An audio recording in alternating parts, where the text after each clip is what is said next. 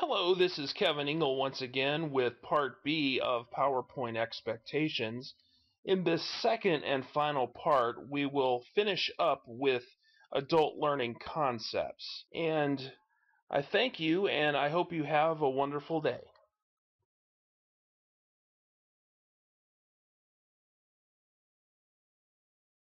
Under learning paradigms, we have two distinct areas that actually are very interconnected that we're going to talk about. Right brain versus left brain, and global versus sequential learners.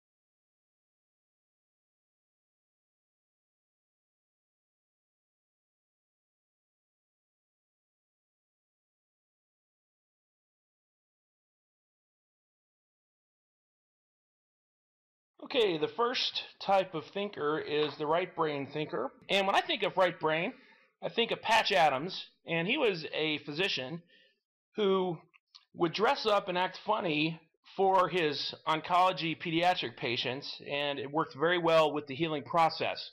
So let's learn a little bit about the right brain thinker. Okay, right brain thinkers are spontaneous. We think about feelings, emotions. We're very subjective. We're very much in tune with our subjective side. We're very creative. And we also are very global in thinking in that we look at the big picture. We're very visionary. And I say we because I am a very right brain thinker. I have to use an example of a time a few years ago when I worked for a hospice office.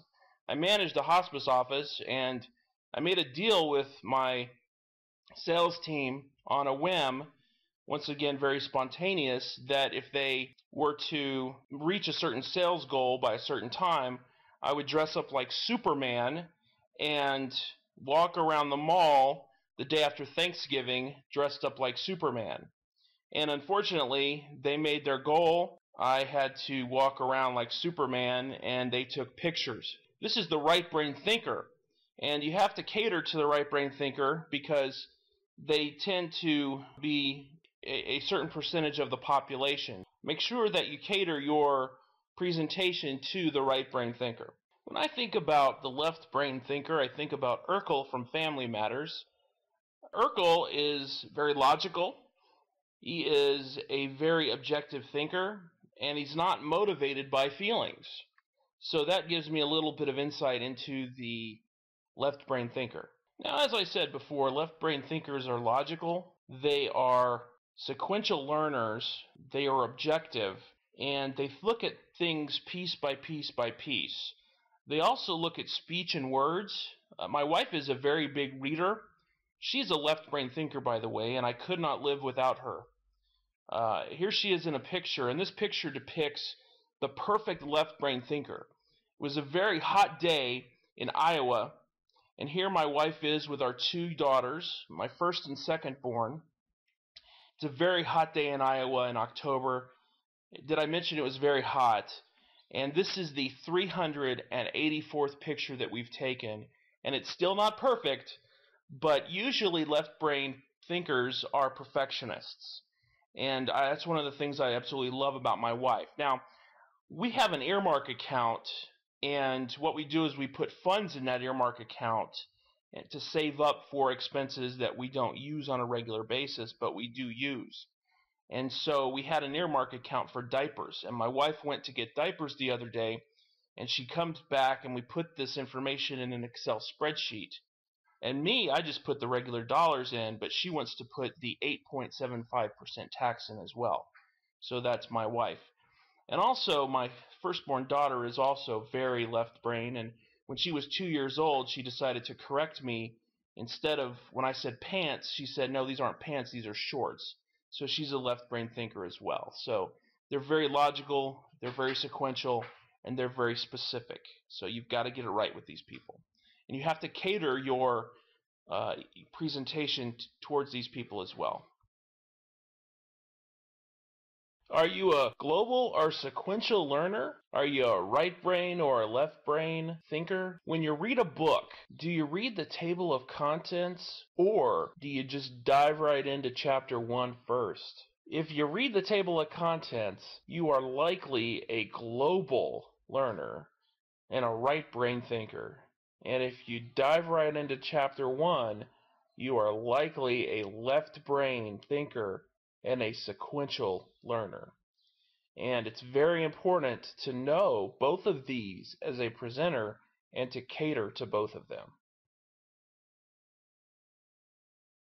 Global learners must see the big picture first. They are visionary.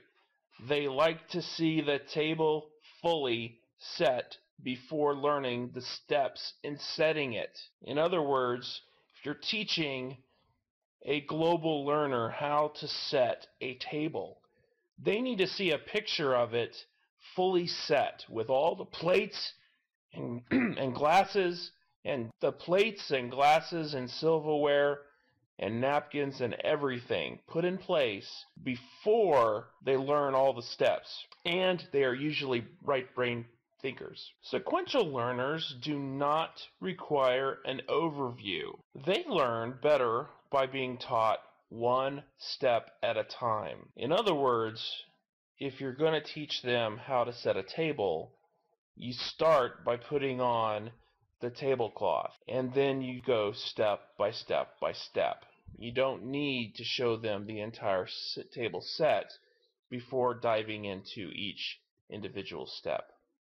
They're usually left-brained. So the big question is, why is it important? And the reason is, it's important to know and understand your audience when you prepare for and deliver a presentation. And what you want to do is you want to establish a balance between your right and your left-brained thinkers, and you want to establish a balance between your global and sequential learners.